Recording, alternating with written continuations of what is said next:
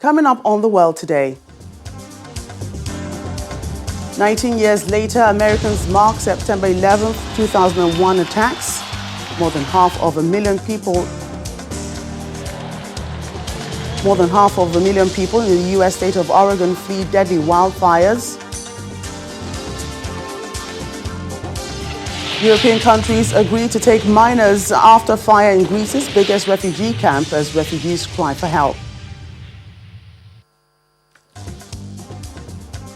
Well, hello and welcome to the program. I'm Joke Rogers. Well, it's the 19th anniversary of the 9/11 terror attacks in the United States. President Donald Trump has been visiting Shanksville, Pennsylvania, where the United Flight 93 crashed after it was hijacked on September 11th, 2001. Americans are observing the day as the coronavirus pandemic continues to spread across the country.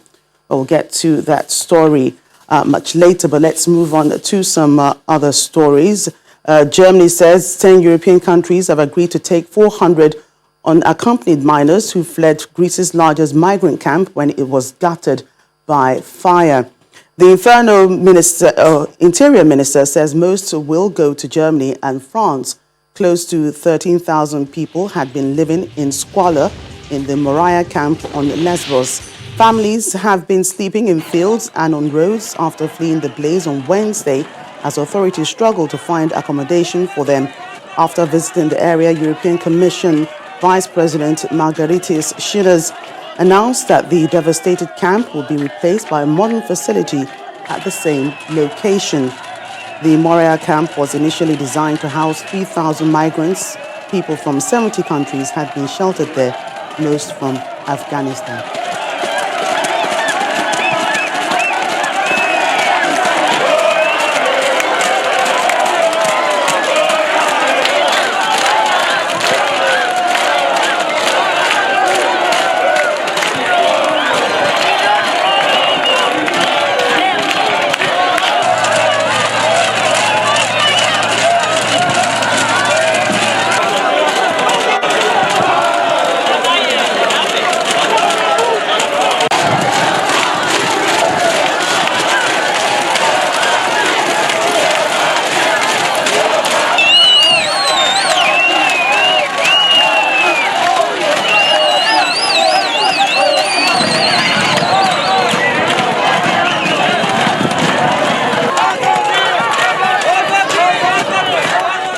Has secured its first big post-Brexit trade deal, an agreement with Japan, which it hailed as historic as it struggles to agree on trade with its closest trading partners in the European Union. Since formally leaving the EU in January, Britain has focused on negotiating new trade deals with countries around the world, although experts say they are unlikely to replace exports lost to the EU if a deal cannot be reached with Brussels. The deal had been widely seen as one of the easiest within the reach for London, based largely on the EU-Japan agreements, which covers Britain until the end of December, when the Brexit transition period ends. Other negotiations, especially with the United States, have progressed more slowly. Based on the progress in the negotiation by our experts, it is our task to move the discussion forward, aiming at reaching an agreement in principle today. Thank you. It gives me great pleasure to announce that the UK and Japan have now reached agreement in principle for a comprehensive economic partnership. This is a historic moment for both countries. This deal deepens the already strong partnership between our two democratic island nations. We both believe in the fundamental principle of free and fair trade. And we both want to enhance our trading relationship that was worth over 30 billion last year.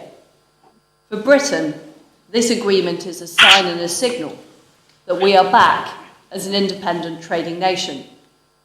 When we left the EU, we did so on the promise of looking far beyond our own shores and striking comprehensive trade deals with like-minded friends and allies.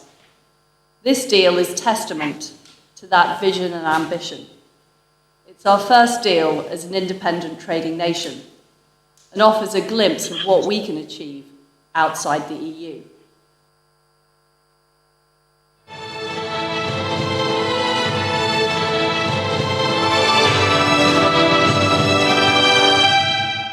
Coronavirus infections have increased in recent weeks in the United Kingdom. According to new estimates, the government's latest number is between 1 and 1.2, which means the epidemic is growing.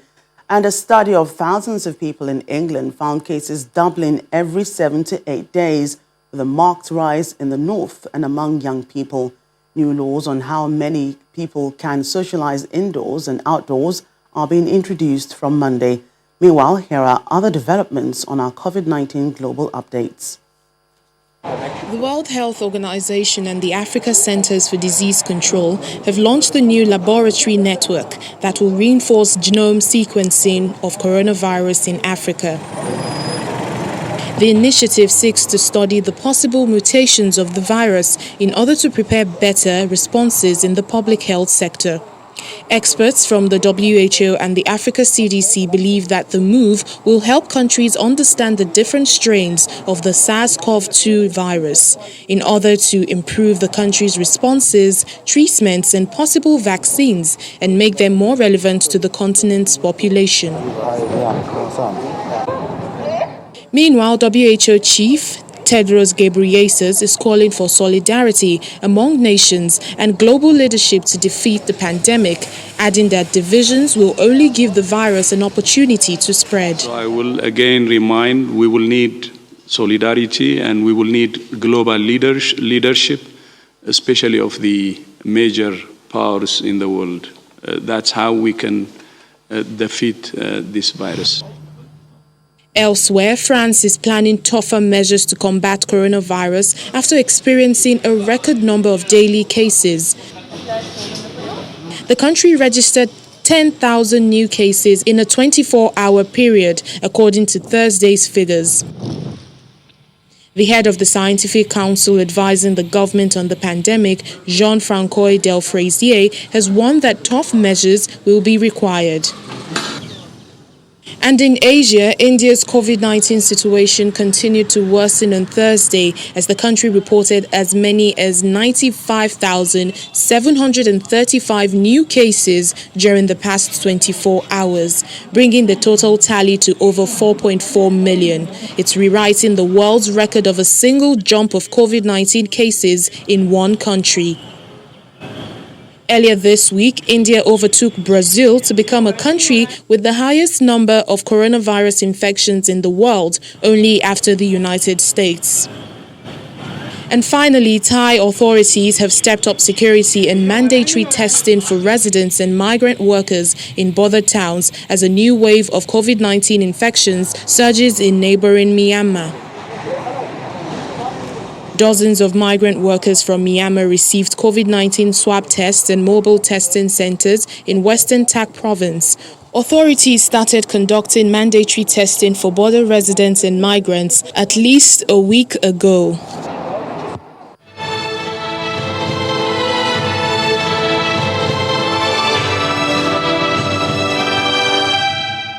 It's the 19th anniversary of the 9/11 terror attacks in the United States. President Donald Trump has been visiting Shanksville, Pennsylvania, where United Flight 93 crashed after it was hijacked on September 11, 2001. Americans are observing the day as the coronavirus pandemic continues to spread across the country. The commemoration of the 19th anniversary of the September 11 attacks began in the United States with the U.S. flag unfurled on the side of the Pentagon. Another flag flew at half-staff over the White House. Then, the Bell of Hope rang at St. Paul's Chapel in New York to mark the moment at 8:46 a.m. when the first of two planes hit the World Trade Center Twin Towers on September 11, 2001. Dozens also gathered at the White House for a moment of silence. Mike Pence and Second Lady Mrs. Karen Pence. Later, the names of the 40 passengers and crew that died in the United Flight 93 crash were read out loud at the Flight 93 National Memorial in Shanksville, Pennsylvania. 2 remembrance bells are rung after each name.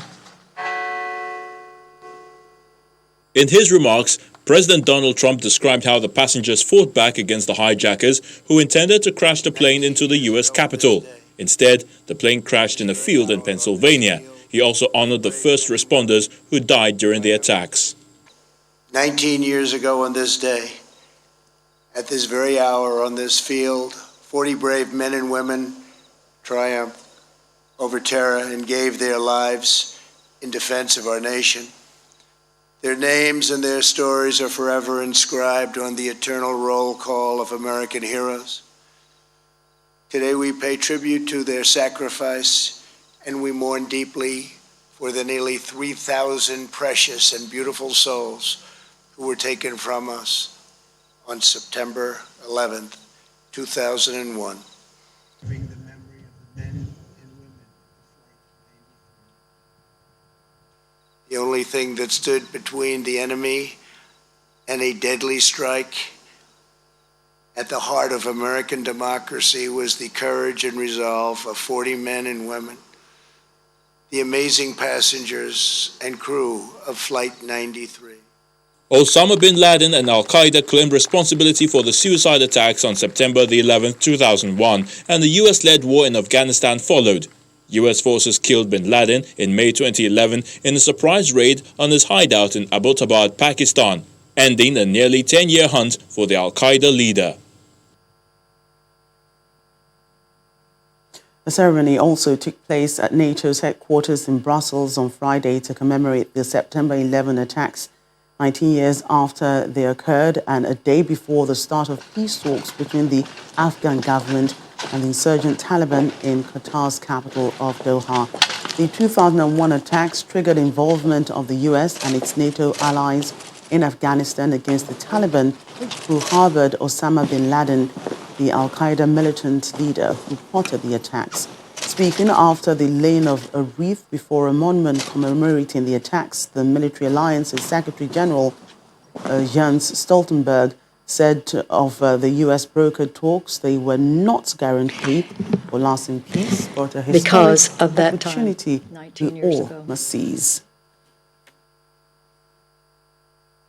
Today, we pay tribute to our troops, to the Afghan security forces and the people of Afghanistan, who have carried the burden of war for far too long.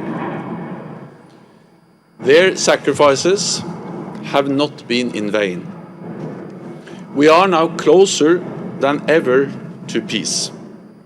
Peace negotiations will start tomorrow. This is no guarantee for lasting peace, but it is an historic opportunity we must all seize. Through Afghan-led and Afghan-owned peace talks, Afghans can shape their own future.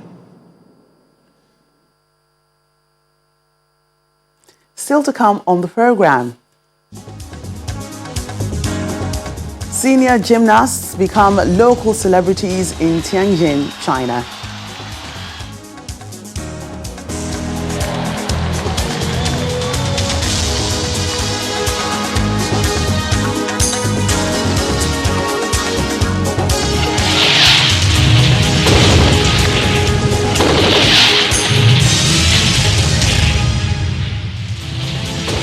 Welcome back to the program. Authorities say more than 500,000 people in the U.S. state of Oregon are fleeing deadly wildfires that are raging across the Pacific Northwest. Fanned by unusually hot, dry winds, dozens of fires are sweeping the state. At least one is being treated as suspected arson. Oregon Governor Kate Brown says the exact number of fatalities is not yet known, although at least 4 people have been confirmed dead. More than 100 wildfires are currently scorching 12 western U.S. states. The worst affected are Oregon, California, and Washington, where entire towns have been destroyed. Well, frustrated travelers have been rushing home to England, cutting short summer holidays in sunny Portugal to avoid a mandatory quarantine imposed by London as coronavirus cases in the southern European nation continue to rise.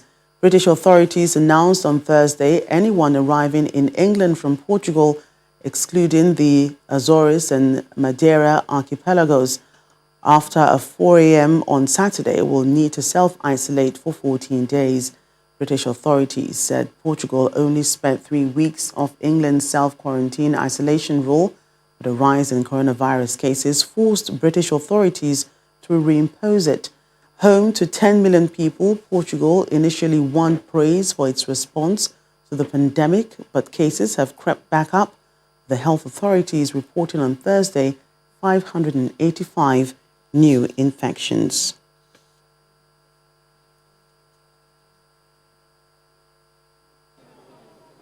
My honest view, the British are very arrogant. I think, if you want my honest opinion, I think the hygiene, the sense of social responsibility out here is much stricter than in the UK, much, much stricter. Every restaurant we've been to, everywhere taxi we've been in, everyone's wearing masks, everyone's behaving properly. The beach was really well, everyone was laid out. It was just, I think it's an arrogance on the British, to be honest with you. Well, they're imposing restrictions, self-isolation restrictions tomorrow, so we have to be for work. We're meant to stay until Sunday, but obviously we have to come back. I completely disagree because it feels very safe here, and I don't see the reason why we should, but obviously they are imposing those restrictions, so we have to come back. Finding a flight it was, but my brother works for EasyJet, so he could find me a flight, so it was quite good.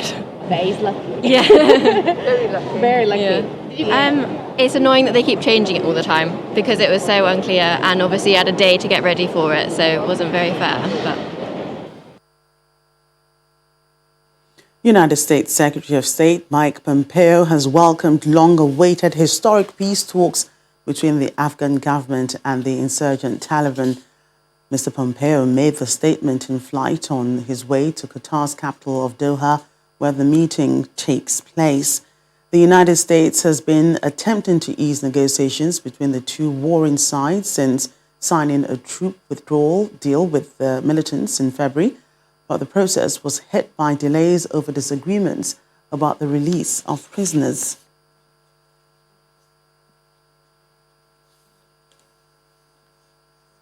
For promoting literacy in indigenous African languages and reducing illiteracy were some of the points highlighted at the 2020 International Literacy Day in South Africa this week. The global theme was literacy, teaching and learning in the COVID-19 crisis and beyond. And South Africa's sub-theme was Give, Buy and Read a Book. South Africa Bureau Chief Betty Dibia was at the celebration event hosted by the National Library of South Africa in Pretoria, the nation's capital.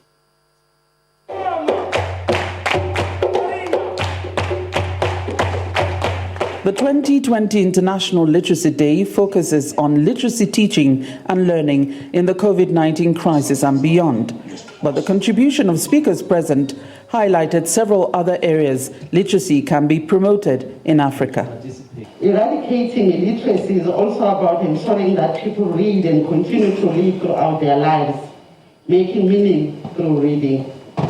But it is a culture of reading that necessitates that readers become writers so that we tell our own stories. We always focus on illiteracy, but there is a very important point that I want to bring to the attention of the audience, that you have people who are able to read, but they are lazy to read. And those we call them illiterate. Those who can read, let's go and buy books. Those who cannot afford to buy books, our libraries offers access to books free of charge.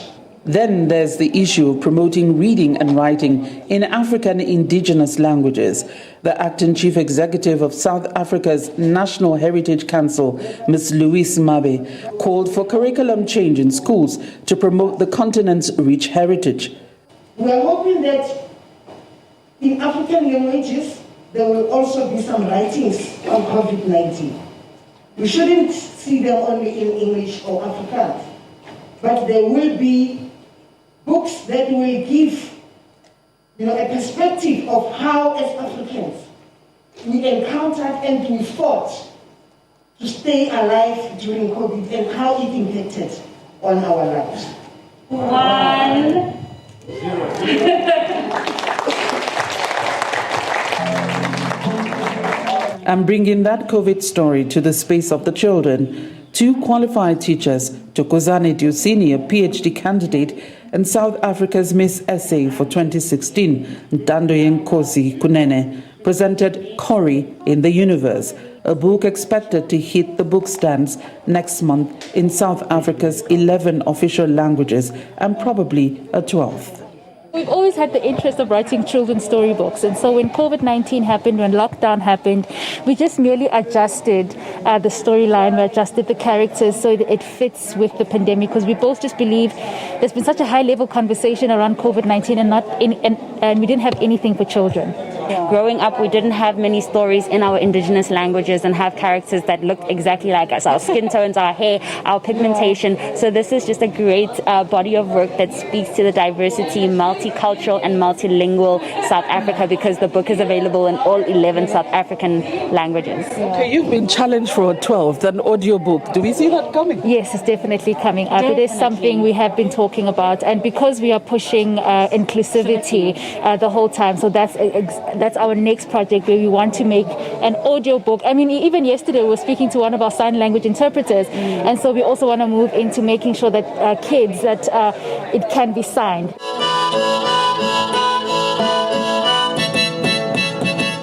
The Department of Sports, Arts and Culture also distributed over 4,000 books to different book clubs from several townships. From the National Library of South Africa, Pretoria, Betty Dibia, Channels Television News. Finally, a group of senior athletes in Tianjin, China have become local celebrities of sort for their unique gymnastic skills. Older but limber, they hold regular training sessions in a park and even have their own fan club. This is the life Tong Yungan had always dreamt of, to become a gymnastics star. He finally realized his dream in his 70s and has even become the leader of a team of elderly athletes sharing the same ambition. The average age of the team is 60, with some senior members in their 80s. They outdo most young athletes by the stunning performances they put on, combining gymnastics with Chinese acrobatics. They also created some unique performances, which takes both courage and years of practice.